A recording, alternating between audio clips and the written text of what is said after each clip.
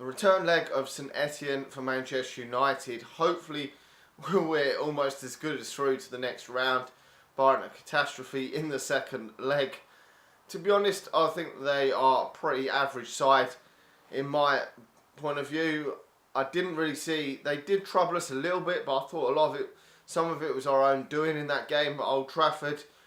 I never really felt really under pressure that Manchester United were going to really fuck the game up at any point, and to be honest, I'm almost confident that we are through to the next round and that we're not going to have too many hairy moments in the second leg. I mean, it's not going to be easy going there. We probably might not even win the game because it's going to be a job to get up for the second leg when we're 3-0 up, as it was before the first leg. Against Hull City in the League Cup semi-final, it was really hard to get up for the second leg because the first leg we won 2-0 and most people were thinking that we were through. In the end it was a bit hairy in that game, but that was only 2-0. This is 3-0 and I just can't see Manchester United conceding more than 2 goals in this game. An away goal would almost certainly put Manchester United through, no question, because they're not going to score more than they'd have to score 5 goals then, and that's just, I can't see for the life of me see them scoring 5. They'd have to win 5-1 then, which is almost impossible.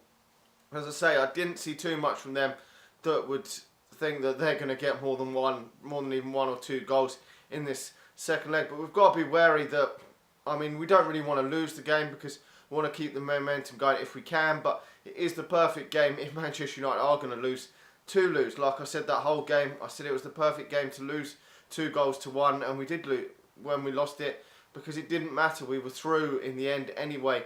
And I'm hoping that we can at least get the performance from some of the players that come in. If it's some different players, the likes of Luke Shaw, Fosu-Mensah, if they're given a run out in this game, even if Tuanzebe was given a run out in this game, I highly doubt that he will be given a run out in this particular game. But if he was, and Bastian Schweinsteiger that, I would be more happy if that they performed really well and we played well and we were unlucky if we were to lose the game, rather than if we win the game and played absolute dog shit. The performance for me would be more important because the result isn't really what that matters in this game as long as we get through to the next round. If we lost 2-1 and played brilliant and were so unlucky then, and some players like Luke Shaw had fantastic games, and I'll be more happy than if we won 3-0 and we played absolutely dog shit and it was the fact that the other team played dog shit as well it would really worry me, because some of these players have really got to step up to the plate now if they're called upon, because we've got a lot of games coming thick and fast. So if some of these players can have good performances, that would excite me a lot more. Now, I'm hoping it will excite me to see if some of the sort of fringe players, the likes of, I say, Luke Shaw, I'm hoping he'll be at left back. I'm not too sure if David De Gea will be back in goal, so it'll probably be Romero sticking in goal.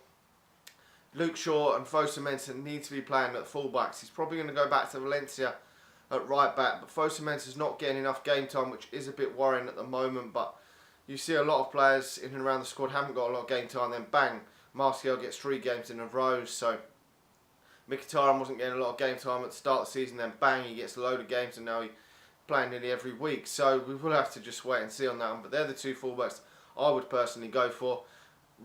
Phil Jones is still out injured, so he's probably going to bring Bay back in, partner him alongside Smalling probably, or Rojo. We will have to wait and see there. I can't see Tuanzebe getting a chance. Although I wouldn't see why you couldn't play him in this sort of game, because we're not going to get hammered 4-0. Come on, I can't see it. I'll be shocked if we do. Herrera's out of this game, so it gives Manchester United a chance to mix it up a bit in the midfield. I'm not too sure what he's going to go for, but I can't see why Bastian Schweinsteiger can't get a game. He's probably going to play Fellaini in there. Probably going to rest Carrick for this one. Whether it's Pogba as well, we will have to wait and see. He might go for a midfield 2 like that. Play Mkhitaryan in the number 10 or someone in the number 10. Then out wide, probably go for Mata out on one side. And maybe Martial on the other hand side. We will have to wait and see, on Rashford. And then it'll probably go for Zlatan Ibrahimovic up front. But I would like to personally see Rashford play up front and keep Martial out wide again. Martial was quite quiet against Blackburn, but Rashford needs to be playing some form of games up front. Martial looks a lot better when he is out wide. But I think Rashford's future is going to be as the centre forward if he is to get more clinical and score more goals as the years progress. I'm not too sure still if he's going to be sort of a 20 goal a season man in all competitions. We will have to wait and see. At this moment in time, I'm still not sure, but I'm not sure if Martial can be a 20 goal a season man either, but I prefer Martial out wide. I think he causes a lot more problems out wide than he did when he played in that middle in the last game against Wigan. He didn't have the best of times when he played through the middle. It was a lot crowded, and when he got out wide, he had a lot more space and performed better and got 2 assists. So that's where I prefer to see him play. I'd like to see him given another run out in this game. Maybe we will have to wait and see. But I mean, he can't take this game obviously too lightly, because we could have a catastrophe and get hammered. But I can't really see it.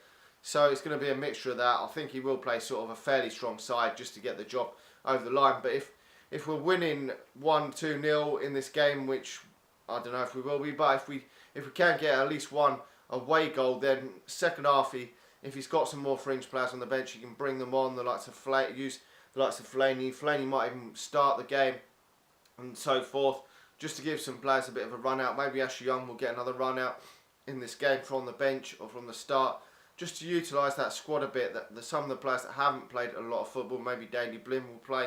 We'll have to wait and see, but you might as well utilise the squad, because if we get 1 or even possibly get 2 away goals, the tie is 100% over if we get 2 away goals. So then there's no reason why you can't. If 2-1 Zabi was on the bench, that would be perfect, because he could then at least get some minutes. It would give him good experience in an away hostile atmosphere in this game away in the Europa League. So you don't want to get too many more of these, because when you get to the latter stages, you're going to get some harder opposition. So we're probably not going to beat teams 3 or 4-0 at home in the latter stages. When we get to the likes of Roma coming up, Lyon, teams like that are going to be a lot harder than these. We might get an easier tie in the next round, but after that we're going to get some difficult teams coming. Anyway, I think this isn't going to be as easy as some people may think, but I'm going to go for a 1-1 score. I think it's going to be a job for Manchester United to get up for it and go. We don't need to go guns blazing for the win, but I think we can get a draw over there. Like the video, subscribe to the channel if you're new, and I'll talk to you all again soon.